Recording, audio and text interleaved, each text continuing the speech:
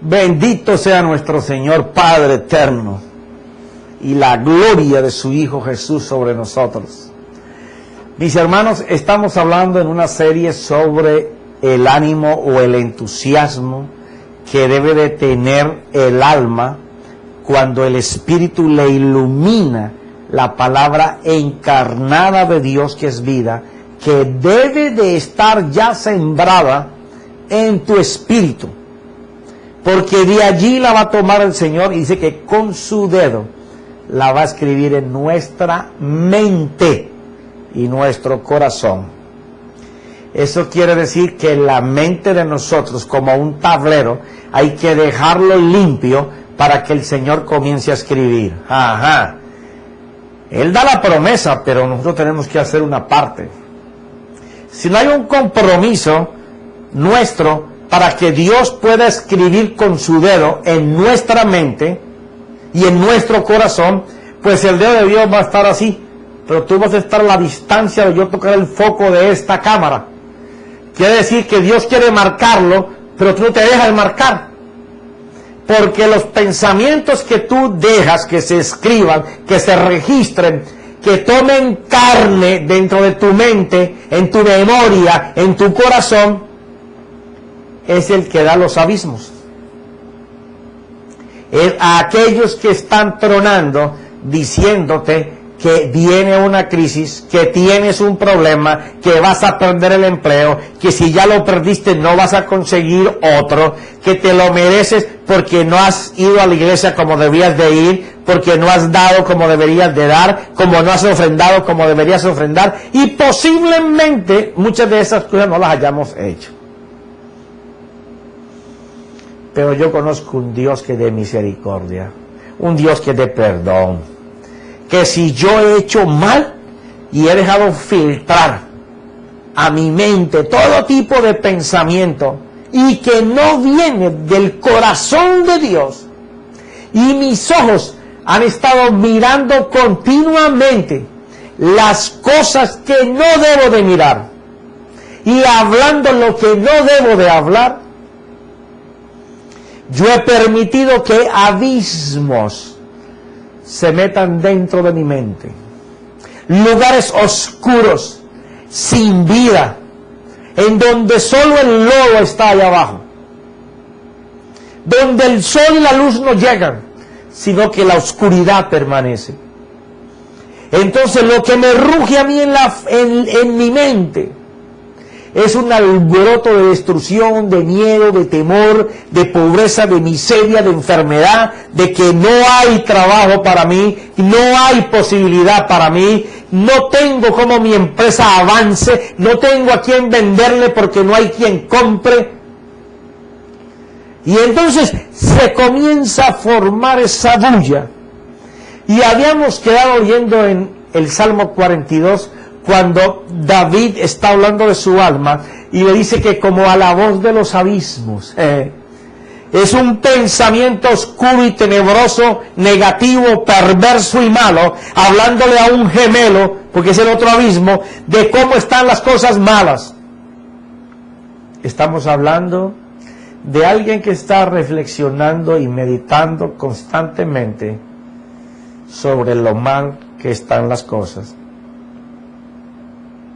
sobre que no hay solución, sobre que está muy difícil, que ahora ya ni la gente va para las congregaciones, y entonces aquel pastor está sentado, no es que la crisis tiene la gente mía, ya no va ni a la congregación.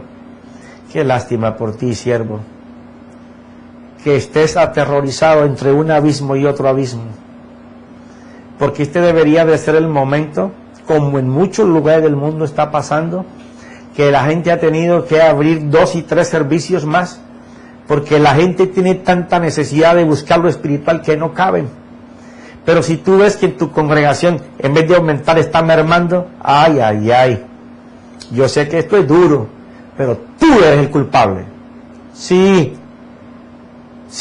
contigo, ministro que me escuchas, si tú ves que tu congregación en vez de aumentar merma, cuando este es un momento en donde el mundo está buscando lo espiritual y ver qué palabra escuchan de Dios, y antes las personas han tenido que abrir más servicios para poder darle cupo a la gente, tú no estás haciendo lo correcto.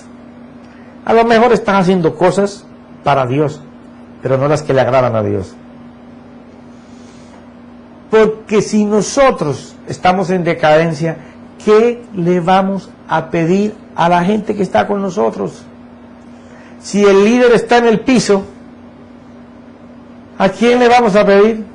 Bueno, que Dios mande a un David, como le pasó al rey Saúl, temblando y con las corvas temblando, tiritando de miedo, hasta que llegó un enviado del Señor y lo sacó de semejante lío. Nosotros somos los que permitimos que esos pensamientos malos comiencen a gemirle a otro pensamiento. Es lo que David está llamando, un abismo llama a otro abismo. Pero dice una palabra impresionante. Dice que la voz de Dios bajaba como cascada. Mira, te lo voy a leer. Yo estoy leyendo de la Biblia, las Américas. Ya hasta se me olvidó cómo dirán las otras, porque llevo como 6 años con mi Biblia y ya no me preocupo sino por ella. Un abismo llama a otro abismo a la voz de tus cascadas. Y está hablándole de las cascadas de Dios. Los abismos no son de Dios, pero las cascadas sí son de Dios. No sé si tú en tu país o en algún lugar has visto caer de una montaña una cascada de agua. Cuando son muy débiles, pues se va perdiendo, como si está muy alta y es muy débil, pues en medio de la vegetación se va perdiendo. Pero qué cosa más preciosa. Abajo comienza a caer un riachuelito. Todo lo lleva por la tierra, lo moja tanto y por las ramas, hasta que vuelve y recoge un chorrito de agua. Pero cuando la cascada es grande, como esta que se menciona aquí, se ve imponente esa cascada. ¿Y cuántas veces no nos hemos parado a tomarnos fotos delante de ellas? Porque son preciosas, sentir el ruido, sentir la brisa del agua que se va yendo, ver esa majestuosidad cayendo. Eso es lo que David conocía, y eso es lo que David está diciendo. Le está diciendo al alma, mira, porque recuerda que el Salmo 42, él está hablando al alma de que espera en Dios. De esos pensamientos de tribulación, de terror, de pánico, de angustia, diciendo, hey, espérate, en medio de ustedes dos, que me están atormentando, está la voz de Dios como una cascada impetuosa, cayendo en medio de ustedes dos, que me están atormentando, los dos abismos, los pensamientos, lo que te hacen dudar entre una cosa y la otra cosa. O sea que Él le está recordando al alma de que hay palabra encarnada en Él, que se mete en medio de los problemas de los pensamientos y comienza a refrescar, comienza a traer vida, a sonar de otra manera, a hablar de otra forma. Por eso te recalcaba que si la palabra de Dios no estaba encarnada en ti, es muy difícil que en medio de esta situación tú puedas querer moverte en fe, porque no estás habituado. No sabes cómo transportar el agua de Dios de tu espíritu a tu alma, porque jamás te preocupaste por sembrar lo de Dios en tu alma. No le permitiste que la mano de Dios escribiera con su dedo como Él prometió hacerlo. No le permitiste a Dios que Él restaurara en tu alma el tabernáculo caído de David. ¿De qué me está hablando, profeta? Hechos capítulo 15, versículo 15 dice que Dios mismo con sus manos va a restaurar el tabernáculo caído de David. Y el tabernáculo caído de David era aquel lugar donde David pasaba 12 horas al día. Tenía turnos con grupos de cada 6 horas. Y él, siendo el rey, tenía 2 turnos bajo su mando. No en el tabernáculo donde estaba el arca. Él había hecho uno para él. Y allí él iba a buscar de Dios. La mitad del día, 12 horas. ¿Cuánto tiempo tú pasas con el Señor? ¿Cómo tú quieres ser animado, esforzado, habilitado por el poder y la fuerza de Dios, si tú no permites que en medio de tus pensamientos negativos y de pobreza y de miseria y de enfermedad comience a bajar la cascada de Dios? ¿Cómo tú crees que vas a ser alentado y esforzado si tú eres el primero que no quiere oír la voz de Dios? Es muy diferente oír y escuchar. Una cosa es escuchar y otra oír. Tú me puedes estar oyendo ahora, pero no escuchando. Porque tu mente puede estar escuchando los problemas que te traen los abismos. Usted puede estar sentado en una iglesia y puede estar oyendo al predicador, pero no lo está escuchando. Ahora mismo usted puede estar escuchando ruidos fuera de su casa, oyendo ruidos fuera de su casa, que le perturbarían a cualquiera, pero me está escuchando a mí. Esa es la cascada de Dios. Cuando nosotros podemos escuchar detenida y atentamente la voz de Dios, porque esa sí va a traer restauración, esa sí va a traer cambio. Si tú quieres cambiar tu manera de pensar, tienes que cambiar tu manera de hacer las cosas.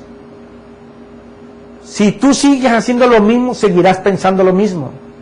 Pero si tú decides ir a escuchar a Dios y comienzas a meterte en la palabra de Dios, estás disponiéndote, tienes la actitud para decir: Señor, me niego a estar como estoy.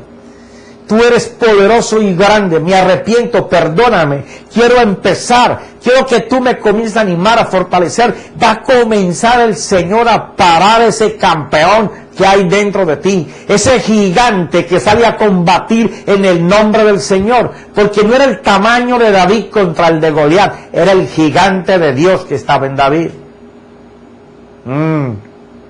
De eso es que le está hablando David al alma. Y si David le habla al alma, es porque él tenía una autoridad de gobierno por encima de lo que su alma sentía. El problema es, ¿tenemos nosotros esa autoridad dentro de nosotros? ¿O hemos carecido tanto de la vida de Dios que nuestra alma domina nuestro espíritu? Ajá. Ahí es donde la fe funciona. El alma va a tener que salir a hacer lo que el espíritu le diga. Pero si el espíritu es el que ha estado dominando, si el alma es el que ha estado dominando al espíritu, que no debería de ser así, pues tú eres un cristiano carnal. Esa es la diferencia entre ser carnal y espiritual. El espiritual piensa en lo del espíritu y el carnal piensa en lo del alma. Ajá. Se usan los mismos sentidos, pero el uno los usa para lo natural y el otro los adora a Dios con ellos. Es el culto racional del que Pablo habla en capítulo 12 de Romanos y que expresa bien en el capítulo 7 y 8. Y dice: un abismo llama a otro abismo a la voz de sus cascadas, todas tus ondas y tus olas han pasado sobre mí. Cuando él está hablando de ondas y olas, no son las del mar. Tú miras que cuando una cascada está cayendo, hace esto así muchas veces. Así no tenga superficie de terreno, el viento con que él da, no lo hace caer así perpendicularmente, forma olas. Y él está hablando de que él está metido debajo del chorro de la cascada que produce las ondas y las olas en el agua, que está cayendo en medio de los pensamientos malos. Ese es alguien que, aunque está viviendo una situación adversa, que está afligido, adolorido, se siente perseguido, que lo están llamando para juzgarlo, para criticarlo, que le están cerrando las puertas, él dice: espérate alma mía, delante de todos estos pensamientos oscuros que me tienen turbado, desesperado, que no sé qué angustia es la que estoy viviendo allá abajo. Espérate alma mía, porque yo no estoy ahí. Te estás metiendo tú, pero yo estoy en medio de todos esos problemas, sí, porque los tengo. pero siento la cascada de Dios. Siento cómo el agua de Dios comienza a hacer olas por encima de mí, como los he visto en los montes. Veo la brisa como se esparce alrededor de mí. Oh, la brisa. Siento esta frescura que me da Dios, porque está pasando el torrente del río de Dios, del que viene de la presencia de Dios, el que está bajando del altar de mi Dios, del que habló Isaías en el capítulo 11. Oh, santo cielo, del que habló Ezequiel en el capítulo 47. Oh, este es el torrente de agua que en medio de las circunstancias adversas, oh, siento tus olas, Señor. Siento cómo baja tu río en cascadas. En medio de todos estos abismos que me dicen que todo va a ir mal. Oh, pero qué frescura siento. ¿Cómo me siento aquí de bien, Señor? En medio de estos abismos. Pero, ay, qué rica está tu agua. De eso es que está hablando David. Ajá. ¿Te has metido alguna vez debajo de una cascada? Yo he visto muchas en muchos países y me he metido en algunas porque le tengo un poco de recelo a meterme a las partes hondas, pero sí me he metido debajo de las cascadas, y cascadas altísimas que le pegan a uno como con una piedra en la cabeza, pero siente uno cuando ya traspasa el chorro, y coge esa peña ya en el fondo. El solo ver caer el agua delante de tus ojos, esa cortina de vidrio natural que se forma, qué frescura, no quiere uno salir de ahí. De eso es que David está hablando. El sentir eso, que solamente ha experimentado aquel que ha estado dentro de una cascada, a la caída de una montaña, o en medio de dos piedras, o en medio de dos lomas, o en medio de dos montañas, y se viene cayendo y tú te metes allá en ese hueco. ¡Ay, qué delicia! No quiere uno salir de ahí. Y a veces es un esfuerzo atravesarlo, porque pega muy duro, porque tiene mucha corriente, porque hay mucha piedra, pero uno, el que desea ir a meterse en esa frescura, tiene que pagar el precio. Profeta, un precio. Eso ya me suena en este momento de escasez y usted dándome de precio. Hacer lo que nunca se ha hecho, mijito. Si usted quiere sentir esa frescura, tiene que exponerse al terreno. Tiene que exponerse a las piedras, al torrente del río, tiene que exponerse a la caída del agua. ¿Por qué? Porque cuando la palabra cae sobre ti te va a pulverizar. Cuando la palabra cae sobre ti te va a golpear durísimo. Ella te va a retar, te va a enfrentar con tus debilidades y te va a enseñar que cuando tú pases por ella, al otro lado está la frescura. De esto está hablando David. Alguien que sabía lo que era atravesar esa cascada. Y está hablando en la representación, en la alegoría de la palabra de Dios, la que sale de la boca de Dios. Si por años estamos en la iglesia, pero no estamos haciendo lo que Dios desea que nosotros hagamos, créeme, como profeta de Dios que soy, es el tiempo del Señor en el que Él quiere mostrar su gloria en sus hijos. Y Él no está mirando el desastre que has hecho en tu vida. Él lo que está esperando es en la puerta, como el padre esperó al hijo, que se fue y se gastó todo lo que le era correspondiente como herencia. Y que cuando aún se acordó que no podía comer ni de las algarrobas de los cerdos, que eso para un judío es... no comían cerdo, ahora comer de la comida de los cerdos, imagínate tú. Y aún así él se acordó que aún los criados de su padre no estaban en la posición en que él estaba. Y él dijo, iré a mi padre, le pediré perdón y que me trate como uno de sus criados. Era un arrepentimiento genuino. No tenía la identidad de hijo, pero quería ir al padre para decirle que había hecho lo que no debía hacer y que deseaba que el padre lo tuviera en la casa, así fuera por allá en las cabañas donde estaban los esclavos. Pero como era hijo, ¿tú sabes qué hizo el padre? cuando llegó, le enseñó la valía que tenía para él. Le enseñó su heredad, aunque se la había gastado. La heredad material se la había gastado. Le hizo fiesta. Lo vistió con el mejor traje.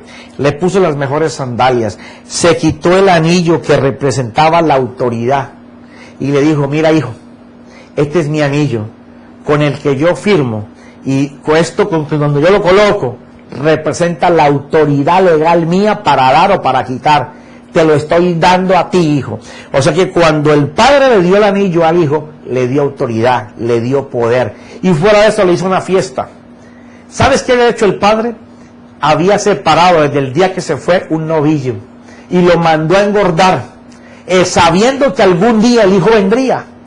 Y tenía el novillo gordito. Y yo creo que el hijo que no se lo comió nunca. Porque él tenía también, ese era un hijo con falta de identidad también. Pudiendo comerse el novillo, le reclamó al papá que por qué no le daba un cabrito. Algún día hablaremos de ese par de muchachos. Cosa tremenda. Lo lindo es el padre. ¿Tú sabes qué hace? Le preparó el novillo, se lo engordó. Me imagino que hubo varias fiestas. Y el padre dijo, no, ese novillo no me lo toquen. Ay, pero mi papá, ¿para qué está guardando el novillo ese? ¿A qué fiesta? ¿Será que se casará de nuevo? ¿Qué será lo que el viejo va a hacer con el novillo? Lo tenía preparado para la fiesta del hijo perdido. Te tengo una noticia. El novillo gordo de Dios lo preparó y antes de que tú llegaras te hizo la fiesta. Lo mandó a matar para ti hace 2009 años. O sea que la fiesta ya empezó, pero tú no te das cuenta. Estamos en la fiesta. No se ha servido el novillo, porque Cristo Jesús está entero dentro de ti. Dice que la riqueza de la gloria está en Jesús. Luego lo que tú necesitas lo tiene la gloria de Dios, y la gloria está en Cristo Jesús, que es nuestra fiesta, que es nuestra Pascua, que es nuestra seguridad. Él es el sello del pacto. Hay que meterse debajo de la cascada. No importa lo que estemos pensando, no importa lo que estemos viviendo. Hagamos que la palabra de Dios se encarne en nuestra vida. Que ya tú no sigas vociferando promesas, que las puedas ver realizadas. ¿Qué quiere decir eso, profeta? Que si tú ves allí que el Señor dice, nunca te desampararé ni te dejaré, tú puedas verte todos los días, en todas tus necesidades, ver la presencia de Dios, que ella es la que está solucionando. ¿No le dijo David acaso al alma? Mira lo que David le dijo aquí en el Salmo 42. Espera en Dios, pues he de alabarle otra vez por la salvación de su presencia. Quiere decir que tan pronto la presencia de Dios está en nuestra vida, la salvación está. ¿De qué carecemos? De falta de presencia. ¿Qué es eso? Meternos debajo del chorro de agua, debajo de la cascada de Dios.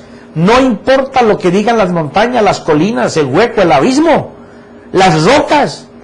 Nosotros estamos en la cascada de Dios, en el río de Dios, que es la presencia de Dios. De la presencia de Dios es que va a venir la salvación, la solución.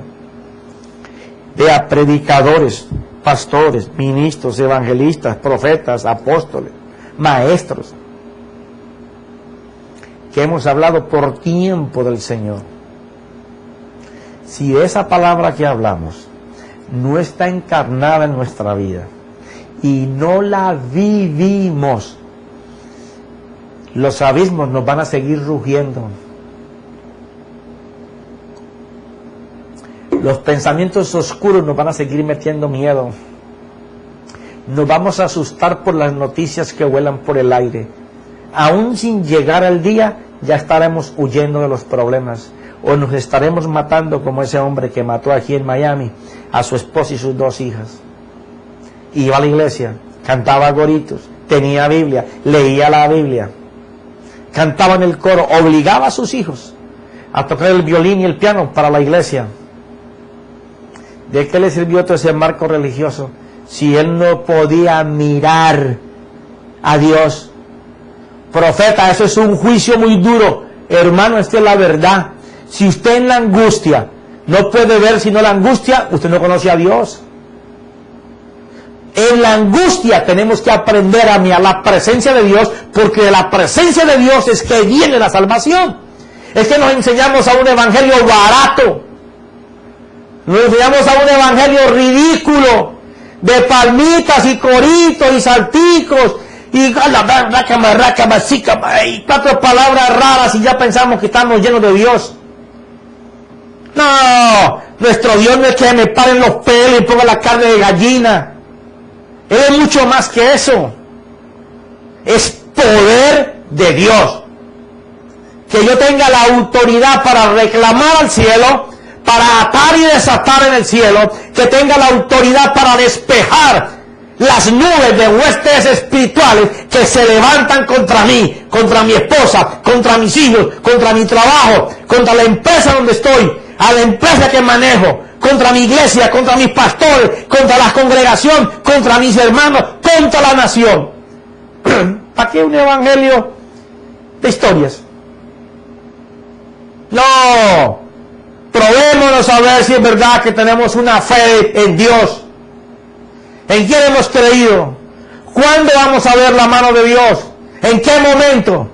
Ahora es cuando, Señor, deseo ver tu mano y comenzar a ver sin que pase, porque así enseña la fe, empezar a ver que trabajos vienen, que hay gente que no lo necesita, pero de pronto dice tengo que hacerlo porque la provisión, el mismo miedo que el diablo usa para metértelo a ti, lo va a meter en personas para que las personas te llamen y tú le hagas los trabajos, aunque no lo necesiten, porque Dios usa hasta eso para ayudarnos.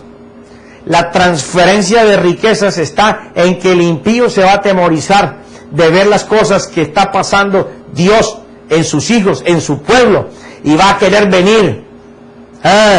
La transferencia de riquezas no es solamente economía, es dominio, control, poder, autoridad, gobierno. ¿Cuándo entonces va a ser? ¿Cuando estemos en el cielo?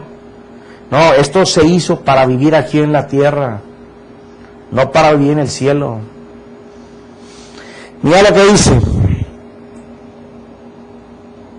de día mandará el Señor su misericordia. De día, a la luz del día, es el socorro, el auxilio, aquella compasión visible de Dios delante de todos los testigos que nos conocen, de ver que Dios nos ayudó, nos socorrió, nos protegió, nos proveyó, nos cuidó, nos sanó, a la luz de los ojos de todo el mundo. Y de noche su cántico, no el mío, de noche su cántico estará conmigo, elevaré una oración al Dios de mi vida. Mira esto, lo que David está diciendo. Él ahora está metido en la cascada de Dios. El sonido de la cascada le ha hecho olvidar la gritería y la bulla de los abismos, que eran los pensamientos oscuros y malos que le llegaban de muerte, de agitación, de que iba a perder el reino, de que le iban a quitar a sus mujeres, a matar sus hijos. Bueno, quiere hacer con él de todo. Él ahora se mete en la cascada de Dios, y de la cascada de Dios él empieza a mirar. Él empieza a mirar cómo es que Dios lo va a bendecir. Y entonces, estando ahí dentro de la cascada, dice: ¡oh, qué agua más rica! Dice: ¡wow! Estoy sintiendo cosas como estas. Mañana, ahora mismo, delante de todo el mundo, Dios me va a socorrer. ¡Ay! Dios me va a proveer. Dios me va a dar esa ayuda. ¡Ay, qué agua más rica, Dios mío! El hombre está hablando lo que va a pasar. Está torciendo el camino de lo que se venía mal, ¿ya? Pero al mismo tiempo dice, cuando la gente vea todo esto Y cuando todos miren lo que mi Dios ha hecho, Él me va a colocar un cántico en mi boca y yo lo voy a cantar para Él. Está hasta anticipando que Dios va a estar tan placido por lo que Él está haciendo en la tierra, usando la palabra de Él, que Dios le va a poner en su corazón palabras de salmo nuevo. Pero de eso te hablaré en el próximo capítulo. Así que en el nombre de Cristo Jesús, bendecido y para triunfar. Amén y amén.